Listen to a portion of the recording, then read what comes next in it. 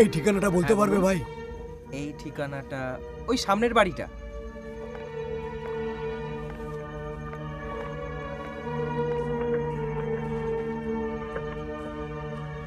মনে হচ্ছে উনি এখনো ফিরে আসেননি। চলো ততক্ষণ কিছু খেয়ে নিই।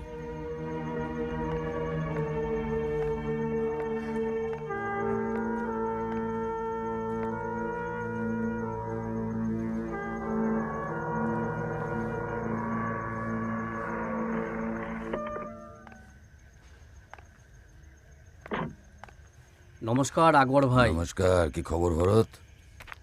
কাজ কারবার কিরকম চলছে ভাই? আপনার দয়া ভাই, সব ঠিকঠাক চলছে। আরে বড় মিয়া, ভাইয়ের জন্য একটা স্পেশাল পাওভাজি বানাও। একটা কথা আমি বলবই, তুমি মহান মানুষ, এত বড় ডন হওয়া সত্ত্বেও তুমি এখানে পাওভাজি খেতে আসো।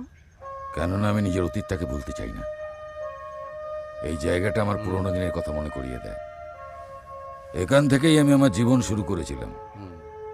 আরে বাবা তাড়াতাড়ি নিয়ে এসো, ভীষণ খিদে আরে পেয়েছে দাও। আমার। বাহ বাহ বাহ।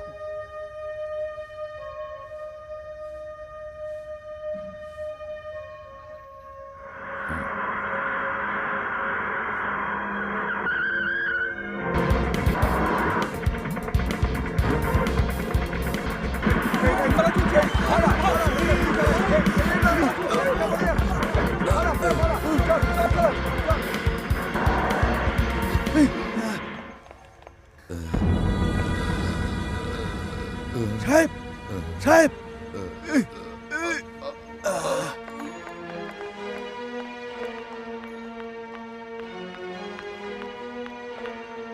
ডাক্তারবাবু, আকবর ভাই ঠিক আছে তো?